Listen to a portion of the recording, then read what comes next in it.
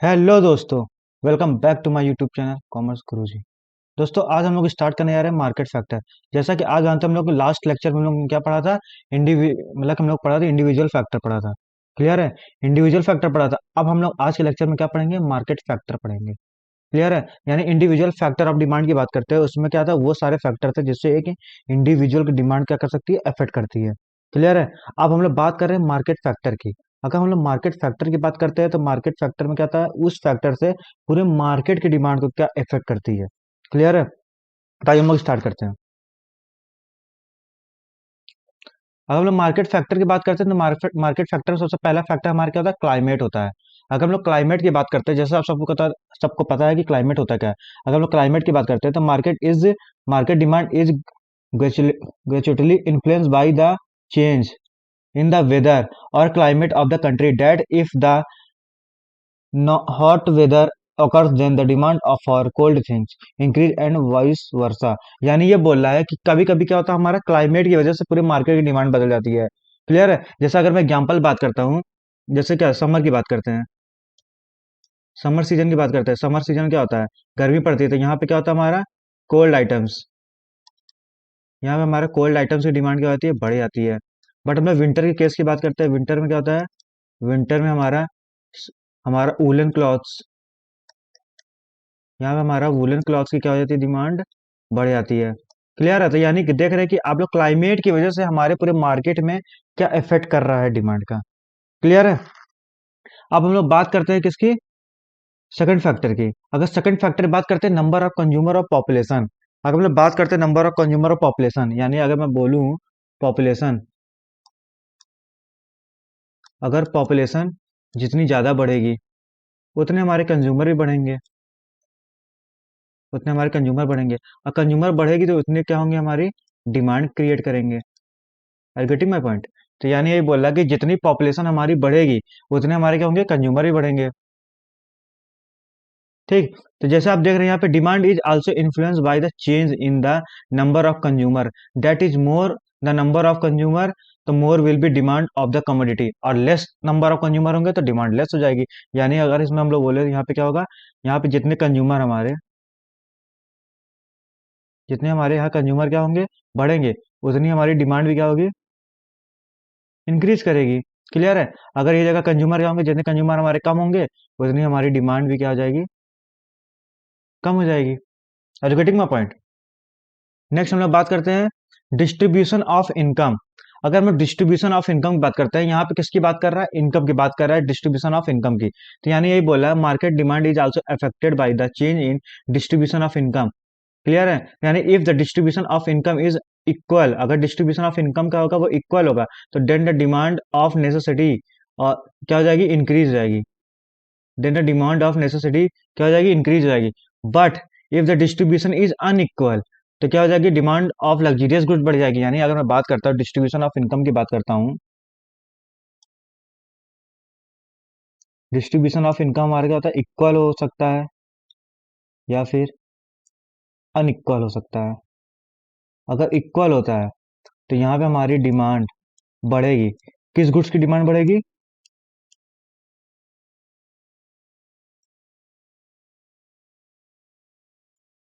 Necessities of goods की demand क्या हो जाएगी, यहाँ पे हमारी बढ़ जाएगी। क्लियर है। यही हमारी डिमांड क्या होगी, हमारी अनइक्वल होगी। तो यहाँ पे डिमांड तो बढ़ेगी, बट किस गुड्स की बढ़ेगी, हमारी लग्जरीज गुड्स की डिमांड क्या हो जाएगी, हमारी यहाँ बढ़ जाएगी। Are getting my point. तो ये बोल रहा है डिस्ट्रीब्यूशन ऑफ इनकम में क्या होता है हमारा, यहाँ पे डिस्ट्रीब्यूशन ऑफ इनकम अगर इक्वल होगा, अगर डिस्ट्रीब्यूशन ऑफ इनकम इक्वल होगा तो हमारी डिमांड किस गुड्स की बढ़ेगी, हमारी नेसेसिटी ऑफ गुड्स की बढ़ेगी। क्लियर। अगर यहीं पे हमारा डिमांड डिस्ट्रीब्यूशन ऑफ इनकम क्या होगा, हमारा अनइक्वल होगा, तो डिमांड हमारी बढ़ेगी, मगर किस गुड्स की डिमांड बढ़ेगी, हमारी लग्जरियस गुड्स की बढ़ेगी। क्लियर है। अब हम लोग बात करते हैं लॉ ऑफ डिमांड। अगर लॉ ऑफ डिमांड की बात करते हैं तो इसको स्टार्ट करने से पहले मैं एक बार फिर से रिपीट कर लेता हूँ कि मार्केट फैक्टर की। अगर हम लोग मार्केट फैक्टर की बात करते हैं, एकदम सिंपल लैंग्वेज अगर मैं बोला जाए, तो मार्केट फैक्टर क्या होता है, वो सारे फैक्टर जिससे पूरे मार्केट को क्या होता है, अफेक्ट करता है, पूरे मार्केट की डिमांड क्या करता है, अफेक्ट करता है। तो हम लोग सबसे पहली बात किसकी किए थे, क्लाइमेट की बात किया था। अगर हम लोग क्लाइमेट की बात करते हैं तो जैसे कि क्या है, क्लाइमेट जैसे चेंज होता है वैसे वैसे क्या होती है, गुड्स की डिमांड क्या होती है, चेंज होती रहती है। जैसे हम लोग बात करते हैं विंटर सीजन आ गया, विंटर सीजन हो गया, विंटर सीजन आ गया तो हमारी क्या होगी डिमांड, वहाँ पे हमारा क्या कहते हैं वुलन क्लॉथ्स वगैरह, स्वेटर जैकेट वगैरह क्या होगी, डिमांड बढ़ जाएगी। बट हमारा जब समर सीजन आता है, समर सीजन आता है तो उस टाइम पे क्या होता है, हमारा हमारा कोल्ड ड्रिंक्स हो गया या फिर कोल्ड आइटम जितने भी होते हैं उसकी डिमांड क्या जाती है, ऑटोमेटिक बढ़ जाती है। क्लियर, तो यानी सीजन वाइज किसी गुड्स की डिमांड बढ़ना या घटना, उसको क्या बोलते हैं हम लोग, क्लाइमेट बोलते हैं। अब ऐसा हो नहीं सकता कि अगर क्या कहते हैं समर आ गया, समर सीजन आ गया तो किसी और की मतलब को समर आ गया जैसे कोल्ड आइटम्स की डिमांड सिर्फ 1 ही % बढ़ी, नहीं। ये समर सीजन आ गया तो कोल्ड आइटम्स की डिमांड पूरे मार्केट में बढ़ेगी। क्लियर है, यहाँ पे हम लोग क्या कर रहे हैं, पूरे मार्केट की बात कर रहे हैं। नेक्स्ट हम लोग बात किसकी कर रहे थे यहाँ पे, पॉपुलेशन की। पॉपुलेशन की बात करते थे, यानी जितने पॉपुलेशन बढ़ेंगी, जितनी ज्यादा पॉपुलेशन बढ़ेगी उतने ज्यादा कंज्यूमर होंगे, और जितनी ज्यादा कंज्यूमर होंगे उतने ज्यादा हमारी क्या होगी, डिमांड क्रिएट होगी। Are you getting my point. तो यानी पॉपुलेशन जितनी बढ़ेगी उतनी कंज्यूमर बढ़ेंगे, उतनी कंज्यूमर बढ़ेंगे उतनी कंज्यूमर क्या करेंगे, डिमांड क्रिएट करेंगे। तो यानी ये बोला ना, जितने नंबर्स ऑफ कंज्यूमर मार्केट में हमारे बढ़ेंगे उतनी ज्यादा डिमांड भी क्या होगी, क्रिएट होगी। ये यानी कि पॉपुलेशन क्या होता है, उसका पॉपुलेशन और डिमांड का क्या होता है, डायरेक्ट रिलेशनशिप होता है। क्लियर है। नेक्स्ट हम लोग बात करते हैं यहाँ पे डिस्ट्रीब्यूशन ऑफ इनकम की बात करते हैं। अगर हम लोग यहाँ पे डिस्ट्रीब्यूशन ऑफ इनकम की बात करते हैं तो या तो वो इक्वल होगी या तो अनइक्वल होगी डिस्ट्रीब्यूशन ऑफ इनकम। अगर इक्वल होती है, सारे लोग की इनकम क्या होगी, इक्वल होगी, तो यहाँ पे क्या होगा, डिमांड फॉर नेसेसिटी गुड्स की क्या होगी, इंक्रीज होगी, यानी नेसेसिटी गुड्स जो होगा उसकी डिमांड क्या होगी, इंक्रीज होगी। बट हम लोग यहाँ पे बात करते हैं अनइक्वल डिस्ट्रीब्यूशन ऑफ इनकम की, यानी हमारा डिस्ट्रीब्यूशन ऑफ इनकम क्या अनइक्वल है। तो यहाँ पे डिमांड हमारी बढ़ेगी किसकी, लग्जेरियस गुड्स की। क्लियर, यहाँ पे लग्जेरियस गुड्स या लग्जेरियस आइटम्स की डिमांड क्या होगी, क्रिएट होगी। बस आपको सिर्फ इतना ध्यान रखना है, distribution of income is equal तो क्या होगा, हमारा नेसेसिटी ऑफ गुड्स की डिमांड बढ़ेगी।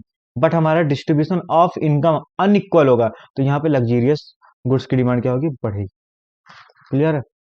अब हम लोग स्टार्ट करने जा रहे हैं लॉ ऑफ डिमांड। यानी हम लोग लॉ ऑफ डिमांड की बात करते हैं, आप सभी को पता है लॉ ऑफ डिमांड क्या होता है, इनवर्स रिलेशनशिप होता है किसके बिटवीन, प्राइस और डिमांड के बीच में। यानी लॉ ऑफ डिमांड की बात करते हैं, ये क्या होता है, inverse relationship between price and demand. अब इसको इनवर्स रिलेशनशिप क्यों बोला जाता है, इसको इनवर्स रिलेशनशिप इसलिए बोला जाता है क्योंकि जब हमारी प्राइस क्या होती है, किसी गुड्स की प्राइस क्या होगी, बढ़ेगी, तो डिमांड हमारी क्या होती है, उस गुड्स की कम हो जाती है। क्लियर है, अगर किसी गुड्स की प्राइस क्या होगी, कम होगी, तो उसकी डिमांड क्या हो जाएगी, बढ़ेगी। क्लियर है, इस रीजन की वजह से उसको क्या बोलते हैं, इनवर्स रिलेशनशिप बोलते हैं। क्लियर है,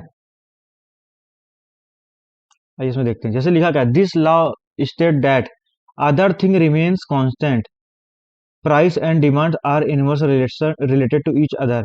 यानी ये बोल रहा है कि अदर थिंग रिमेन्स कांस्टेंट, यानी अदर थिंग रिमेन्स कांस्टेंट क्या होता है, यानी प्राइस के अलावा जितने अदर फैक्टर होते हैं, प्राइस के अलावा जितने अदर फैक्टर होते हैं जिसकी वजह से डिमांड में क्या होता है, इफेक्ट करता है, उसको कांस्टेंट रखेंगे, उसको रोक रखेंगे। सिर्फ हम लोग किसकी बात कर रहे हैं यहाँ पे, लॉ ऑफ डिमांड के, हम लोग सिर्फ प्राइस और डिमांड के रिलेशन की बात करते हैं लॉ ऑफ डिमांड में। बाकी अदर फैक्टर की बात करते हैं, अदर फैक्टर हम लोग क्या पढ़े थे, अदर थिंग रिमेन्स में, अदर थिंग में हम लोग पढ़े थे of the income of the consumer.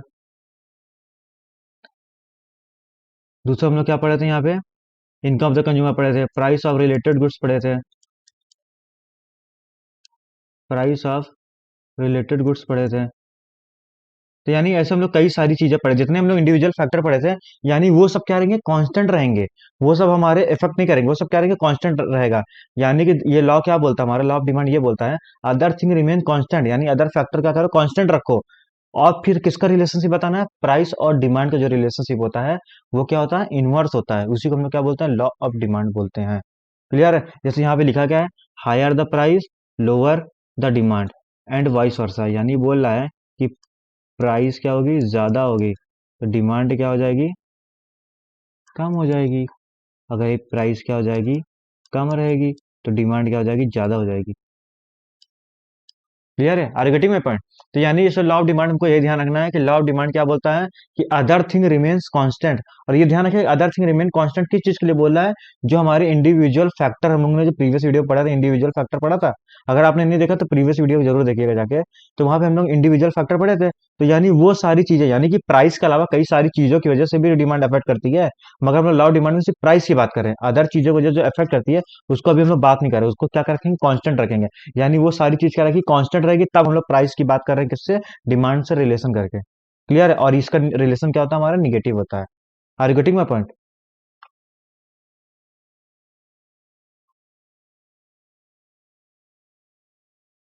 अब हम लोग बात करते हैं एजम्पशंस ऑफ द लॉ। यानी कुछ एजम्पशन, यानी कुछ चीजें हमको एज्यूम करनी पड़ेगी। अगर हमको लॉ ऑफ डिमांड फॉलो करना है तो हमको कुछ चीजें क्या करनी पड़ेगी, एज्यूम करनी पड़ेगी। Are you getting my point? यानी कि हमको लॉ ऑफ डिमांड, यानी अब ये बोल रहा है कि लॉ ऑफ डिमांड एज्यूम करना है, यानी हमको किसी चीज पे लॉ ऑफ डिमांड एज्यूम करके चलना है। यानी लॉ ऑफ डिमांड किस किस चीज पे एप्लीकेबल कराना है, उस चीज के लिए हमको कुछ चीजें एज्यूम करनी पड़ेगी। जैसे क्या लिखा है यहाँ पे, there will be no change, there will be no change in taste and preference of the consumer. Clear है? यानी आप जान रहे हैं कि ये क्या अदर फैक्टर की बात है, हम लोग इंडिविजुअल फैक्टर पढ़े थे यहाँ पे। यानी ये फैक्टर थे जिसकी वजह से डिमांड क्या होती है, हमारी चेंज होती है। तो यानी यही बोल रहा है कि ये सारे फैक्टर क्या करना है, कांस्टेंट करना है। यानी बोल रहा है ना यहाँ पे, there will be no change, यानी नो चेंज मतलब क्या हो गया, इसको यहाँ पे क्या करना है, कांस्टेंट करना है। हम लोग ने पढ़ा था ना, उसमें लिखा था ना, लॉ ऑफ डिमांड क्या लिखा था, अदर थिंग रिमेन्स कांस्टेंट, यानी अदर थिंग रिमेन्स कांस्टेंट। हाँ, तो फिर प्राइस और डिमांड का रिलेशनशिप कैसा रहता है, रिलेशनशिप कैसा होता है, इनवर्स होता है। हम लोगों ने डिफिनेशन नहीं पढ़ा था। तो यानी यही बोला है, जो अदर थिंग रिमेन कांस्टेंट बोल रहा है, ये यही चीज है। क्लियर है? तो यानी अदर थिंग रिमेन कांस्टेंट क्या करना है, जैसे लिखा ना, there will be no change in the taste and preference of the consumer. यानी taste and preference of the consumer में कोई चेंज नहीं होना चाहिए, यानी इसको कांस्टेंट रखना है। यानी इसको क्या रखना है, ये कांस्टेंट। दूसरा क्या है, there will be no change in the income of the consumer, यानी कंज्यूमर की इनकम है उसको भी क्या रखना है, कांस्टेंट रखना है। क्लियर है? यानी इसको भी कांस्टेंट रखना है। There will be no change in the consumer expectation, यानी कंज्यूमर जो एक्सपेक्टेशन करता है ना, यानी एक्सपेक्टेशन ज्यादा करेंगे तो हम लोग डिमांड उस टाइम ज्यादा क्रिएट कर लेंगे। तो यही बोल रहा है कि कंज्यूमर की एक्सपेक्टेशन को क्या करना है, यहाँ पे कांस्टेंट रखना है। There will be no change in the market price of the factor of the market price of the other related goods, यानी कॉम्प्लीमेंट्री सब्स्टिट्यूट गुड्स यहाँ पे एप्लीकेबल नहीं होगा। एप्लीकेबल मतलब क्या है, यहाँ पे कांस्टेंट रखना है। क्लियर है? There will be no change in the number of the consumer, यानी नंबर ऑफ कंज्यूमर को भी हमको क्या करना है, यहाँ पे चेंज करना है। यानी जितने हम लोग इंडिविजुअल मार्केट फैक्टर जितने पढ़े थे, इंडिविजुअल फैक्टर पढ़े थे, मार्केट फैक्टर पढ़े थे, वो सारी चीजों का करना पड़ेगा हमको यहाँ पे कांस्टेंट रखना पड़ेगा। तब हम लोग लॉ ऑफ डिमांड क्या करेंगे, अप्लाई करेंगे। क्लियर है? लॉ ऑफ डिमांड क्या बोलता है, अदर थिंग रिमेन्स कांस्टेंट। तब प्राइस और डिमांड का रिलेशनशिप क्या होता है, हमारा इनवर्स होता है। क्लियर है? Are you getting my point? अब हम लोग बात करते हैं किसकी, कुछ एक्सेप्शंस की बात करते हैं। यानी अभी कुछ एक्सेप्शंस होते हैं जहां पे लॉ ऑफ डिमांड हमारा एप्लीकेबल नहीं होता। यानी कि प्राइस बढ़ेगी, डिमांड कम होगी, या फिर प्राइस कम होगी, डिमांड बढ़ेगी। हम लोग ने लॉ ऑफ डिमांड में तो यही पढ़ा था। तो यानी कुछ चीजें होती हैं, कुछ गुड्स ऐसे होते हैं जिस केस में क्या होता है, ये एप्लीकेबल नहीं होता है। यानी कुछ चीजें ऐसी होती हैं, मतलब कुछ डिमांड हमारी ऐसी होती है, या कुछ गुड्स ऐसे होते हैं जिसपे हमारा लॉ ऑफ डिमांड क्या होता है, एप्लीकेबल नहीं होता है। यानी बोल सकते हैं ना, यहाँ पे लॉ ऑफ डिमांड क्या हो रहा है, एप्लीकेबल नहीं होगा। तो यानी उसी का हम लोग क्या बोलते हैं, एक्सेप्शंस बोलते हैं। Exceptions of the law of demand की बात करते हैं। तो यहाँ सबसे पहले किसकी बात कर रहा है, गिवन गुड्स की बात कर रहा है।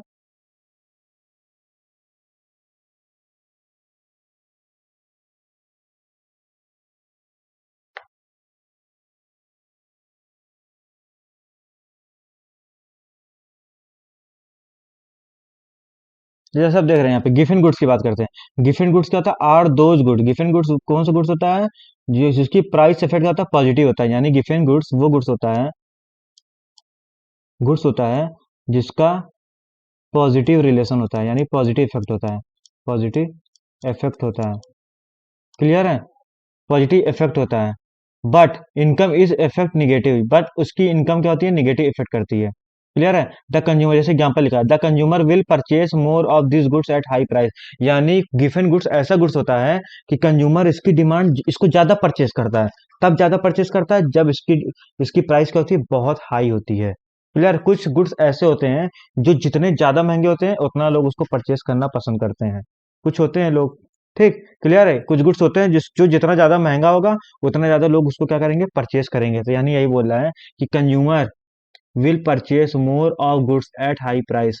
यानी इस गुड्स को क्या करता है, कंज्यूमर ज्यादा परचेज करता है जब हाई प्राइस पे रहता है, और कम परचेज करते हैं कब, जब ये सस्ता रहता है। Consequently the law of demand is not applicable. यानी अगर बात करते हैं इस केस में क्या होता है, हमारा गिवन गुड्स वो गुड्स होता है जिसमें हमारी प्राइस बढ़ती है तो डिमांड भी हम लोग ज्यादा करते हैं, बट प्राइस यहाँ कम होती है तो डिमांड भी क्या करते हैं यहाँ पे, कम करते हैं। क्लियर है। तो यानी इसको हम लोग क्या बोल सकते हैं, यहाँ पे पॉजिटिव रिलेशनशिप बोल सकते हैं। यहाँ पे हम लोग बोल सकते हैं पॉजिटिव रिलेशनशिप, यानी पॉजिटिव रिलेशनशिप। क्लियर है। और दूसरा क्या होता है हमारा, आर्टिकल ऑफ डिस्टिंक्शंस और स्नॉब अपील, स्नॉबीपल, क्या लिखा है ये, snob appeal. The law of demand is not applicable. यानी लॉ ऑफ डिमांड क्या होता है, यहाँ पे एप्लीकेबल नहीं होता इन केस ऑफ सर्टेन आर्टिकल। यानी लॉ ऑफ डिमांड क्या होता है, सर्टेन आर्टिकल पे एप्लीकेबल नहीं होता है, जैसे जिसके कुछ यूनिक फीचर होते हैं और कुछ अलग होते हैं वो। क्लियर है। तो यानी ऐसे गुड्स को भी कंज्यूमर क्या करते हैं, ज्यादा परचेज करते हैं तब जब हमारे हाई प्राइस रहती है, और लो कब करते हैं, जब हमारी प्राइस लेस होती है। क्लियर है। तो यानी कि एक्सेप्शंस की बात करते हैं, ये दोनों गुड्स के केस में बात करते हैं। ये दोनों गुड्स के केस में क्या होता है, प्राइस बढ़ती है तो डिमांड क्या होती है, ये भी बढ़ती है। प्राइस कम होती है तो डिमांड कम होती है। तो यानी ये है ना, ये कहीं ना कहीं क्या कर रहा है, ये हमारा इनवर्स है। लॉ ऑफ डिमांड का क्या, ये इनवर्स है। क्लियर। लॉ ऑफ डिमांड का मतलब अपोजिट चल रहा है, और इसका रिलेशनशिप कैसा हमारा, पॉजिटिव रिलेशनशिप है। क्लियर है। दूसरा क्या हमारा नेचुरल क्लाइमिटीज है। यानी नेचुरल क्लाइमिटीज की बात करते हैं, during the time of emergencies for natural disaster there will be artificial scarcity of certain goods which leads to rise in the its price. Thus, the consumer will purchase more of these goods at high price, and consequently the law of demand is not applicable. यानी कहीं कहीं natural क्लाइमिटीज आ जाती है तो वहां पे goods की जो हमारे प्रोडक्ट होते हैं उसकी क्या होती है, स्कैरसिटी क्रिएट हो जाती है, यानी कमियां हो जाती हैं, यानी लिमिटेड हो जाती है वो चीजें। जब लिमिटेड हो जाती है तो लोग उसको हाई प्राइस पे भी परचेज करना क्या होते हैं, तो रेडी हो जाते हैं। क्लियर है। तो यानी कि नेचुरल क्लाइमिटीज होता है, जैसे कहीं बाढ़ आ गई तो यहाँ पे क्या होता है, वहां पे अचानक वो जो हमारी गुड्स की जो हमारी सप्लाई होती है वो क्या होती है, बहुत कम हो जाती है। तो सारे पॉपुलेशन मतलब जितने लोग होते हैं उनको पूरा नहीं हो सकता। तो यानी कि अब वो गुड्स को क्या करना पड़ता है, महंगा हो जाता है वो गुड्स। तो यानी उस गुड्स को कंज्यूमर क्या करता है, महंगे पे भी खरीदने के लिए रेडी हो जाता है। तो यानी हम लोग बोल सकते हैं सिंपल लैंग्वेज में, जो exceptions to the law of demand होता है वो कहीं ना कहीं क्या हमारा यहाँ पे, मतलब कि जो लॉ ऑफ डिमांड है वो यहाँ पे एप्लीकेबल नहीं होता है। क्लियर है। लॉ ऑफ डिमांड में क्या होता है, जब प्राइस बढ़ती है तो डिमांड कम करते हैं, मगर एक्सेप्शंस में क्या होता है, प्राइस बढ़ती है तो डिमांड ज्यादा करते हैं। क्लियर है, ये ध्यान रखिएगा। दूसरा क्या हमारा, इग्नोरेंस। अगर हम बात करते हैं ignorance, the law of demand is not applicable. Law of demand कब अप्लीकेबल नहीं होता है, in case of ignorance of the consumer. Due to ignorance the consumer does not know the quality of the goods, so they जज the quality by its price. High price of the consumer will purchase. जैसे कुछ consumer होते हैं हमारे, जो consumer होते हैं क्या होता है, वो कभी हमारे देखते ही नहीं है कि कंज्यूमर मतलब ध्यान ही नहीं देते कि उसकी प्राइस क्या है। क्लियर है। उनके लिए प्राइस मैटर नहीं करती है। समझ आ रही बात ना। तो यानी कि वो क्या कर रहे हैं, प्राइस को देख ही नहीं रहे हैं। तो यानी क्या लिखा है, the consumer does not know the quality of the goods, so they जज the quality by its price. यानी क्या कर रहा है, उनको प्रोडक्ट की क्वालिटी के बारे में बिल्कुल अंदाजा नहीं लगता। क्लियर है। मगर वो प्राइस जब ज्यादा रहती है तो उनको लगता है ये प्राइस ज्यादा है इस गुड्स की, तो यानी इसको ज्यादा खरीदते हैं। प्राइस ज्यादा होगी तो क्वालिटी ज्यादा होगी, वो कंज्यूमर ऐसा सोच के क्या करते हैं, महंगे गुड्स की डिमांड ज्यादा करते हैं।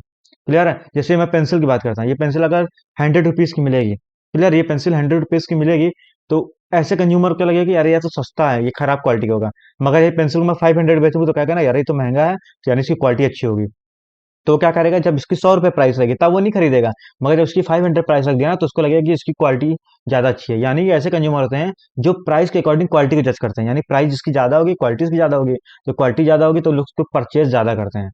क्लियर है। सो दोस्तों आज की वीडियो को हम लोग यहीं पेंट करते हैं, इसको अपने दोस्तों को जरूर शेयर करिएगा, और हमारे चैनल पे नए हैं तो हमारे चैनल को जरूर सब्सक्राइब करिएगा। Thank you.